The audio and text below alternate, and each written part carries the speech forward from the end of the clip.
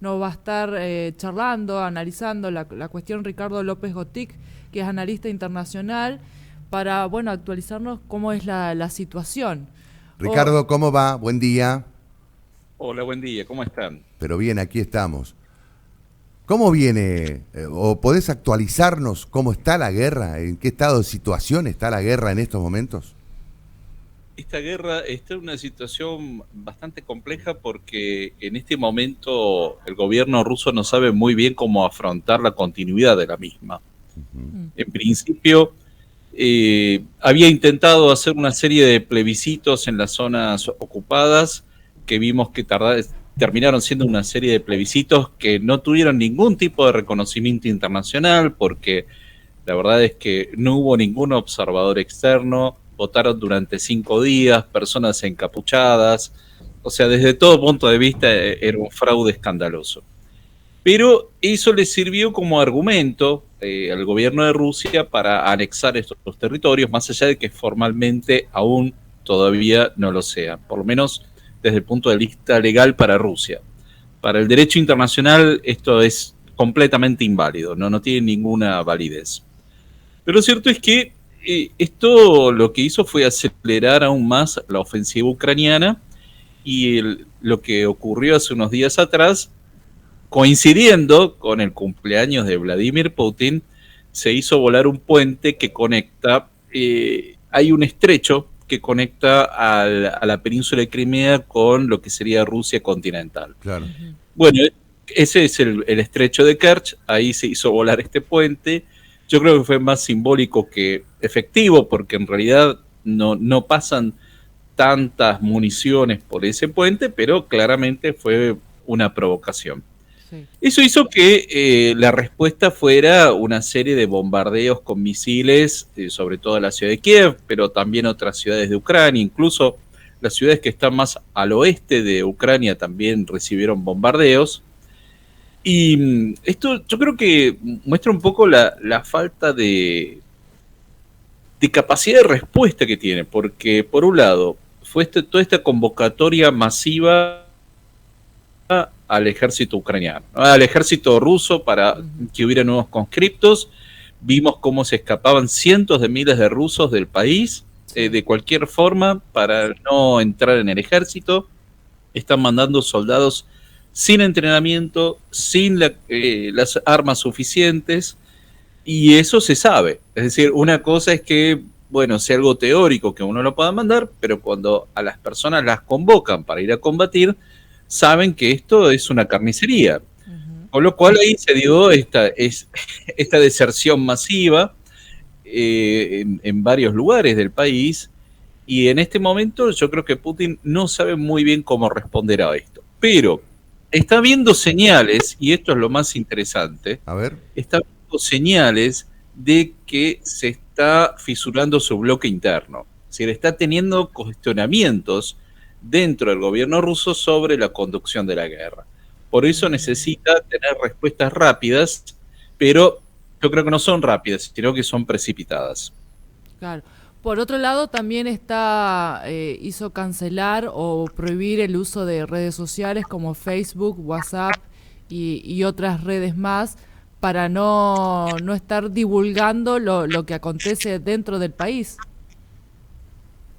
Sí, todos sabemos que Rusia tiene una red propia, que es Ujú. Telegram, Sí, que es la que más se utiliza. eh, pero bueno, de alguna forma todo esto se termina filtrando. Es claro. decir, se terminan pasando los videos, lo que está ocurriendo, de alguna forma se filtra. Y esta es una guerra que ya le hemos hablado en alguna otra oportunidad, es una guerra donde una de las armas es TikTok. TikTok, TikTok. mira vos. Es decir, ¿Por la qué? gente sube videos a TikTok. Sí, Ujú. Esto se puede hacer en tiempo real. claro, En otras guerras hubo, por ejemplo, la guerra del Golfo, el gran protagonista era la CNN, ¿no? Que claro. transmitía en vivo la guerra. Sí. Pero ahora son personas comunes que están subiendo videos, y Ujú, TikTok es una de las redes más utilizadas para pasar este tipo de información y de videos en ujú. tiempo real. Mira vos, mira vos. Y mientras tanto, la OTAN. La OTAN va a seguir armando a Ucrania, está entrenando a los soldados y oficiales ucranianos. Esta es una de las causas por las cuales Ucrania está teniendo tanto éxito en los últimos meses en su ofensiva para recuperar territorio. Y le va a seguir proveyendo armas. También hay que tener en cuenta cómo es que los socios de Putin se están alejando. Es decir, la República Popular China está tomando distancia, el gobierno de Serbia también, incluso hasta el gobierno de Hungría, que tiene una posición bastante ambigua, porque está en la OTAN, está en la Unión Europea, pero es aliado de Putin.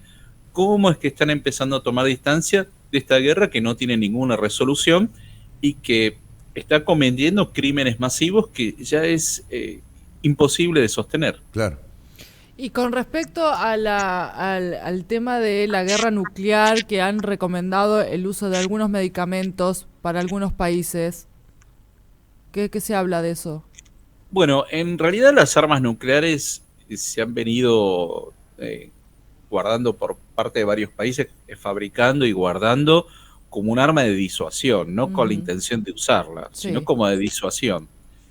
Lo cierto es que después de las bombas en Japón en la Segunda Guerra Mundial, nunca más se utilizaron en una guerra. Es decir, han pasado más de 75 años que no se han vuelto a utilizar. Pero Putin lo ha esgrimido varias veces, este tema de utilizar las armas. Lo viene haciendo desde enero de este año, con lo cual es difícil saber realmente si está dispuesto a hacerlo.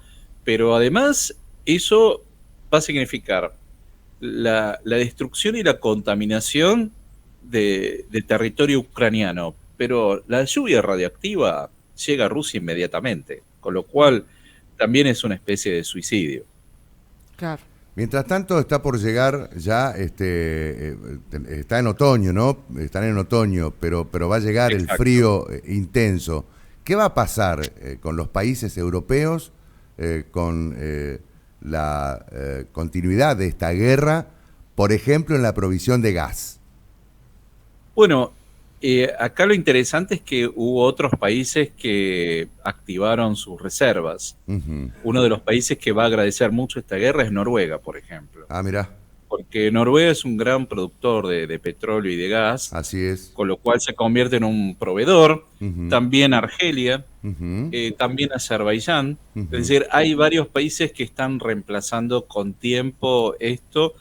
Creo que esa es una de las apuestas de Putin, de que el invierno europeo afecte sobre todo a Europa Occidental, claro, y haga que decaiga el apoyo a Ucrania. Pero como esta guerra empezó en la primavera claro, de europea, entonces hubo tiempo suficiente como para ir reemplazando a los proveedores. Bueno, o sea que no va a tener impacto, en definitiva, en los países occidentales o de la Europa occidental, justamente por la falta de gas, que era una de las apuestas que tenía Putin, ¿no? Todo indica que estaría en un 95% cubierto. Cubierto, exactamente. Bueno, ¿Y el impacto de la economía en general, global? Claro, eso también es interesante la pregunta, porque hay organismos internacionales que ya están hablando de una recesión mundial, ¿no? Que va a impactar producto justamente de esta guerra. Sí, en principio la inflación que estamos viendo en Europa y en Estados Unidos tiene más que ver con todo lo que se emitió de dinero durante la pandemia que los resultados de la guerra.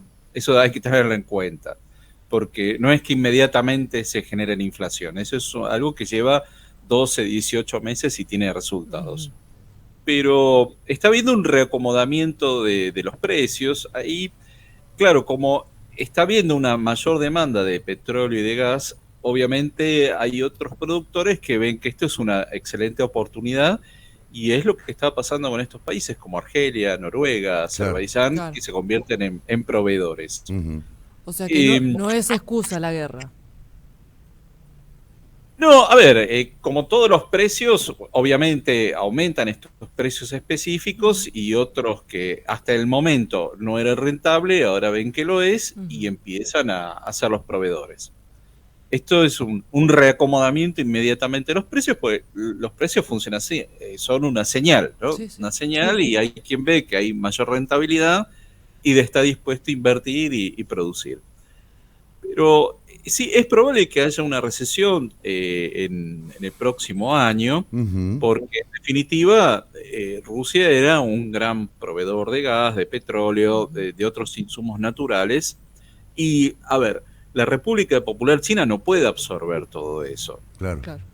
Es decir, tiene una capacidad de absorción, pero no puede absorber todo eso, no puede comprar todo eso porque sí. Entonces, sí, esto va a generar